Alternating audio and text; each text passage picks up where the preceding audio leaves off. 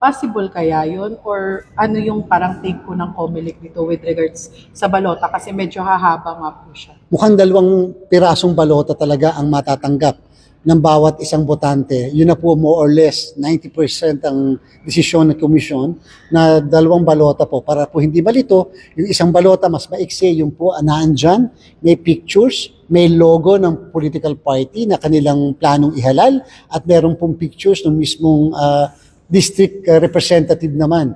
Fear talaga namin hindi yung paghaba hindi yung pagmahal ng balota, kung hindi yung pagmahal ng materyales ng balota o iba pang materyales na gagamitin sa halalan. Ganong medyo tumataas nga po yung presyo ng ating mga bilihin, lalo na pong tumataas yung presyo ng petrolyo. So kung yan po, bago dumating ang eleksyon natin sa September 14, kung yan man ang araw ng halalan, baka po kasi yung presyo, depende sa kung yan ay mataas, apektado po talaga yung printing cost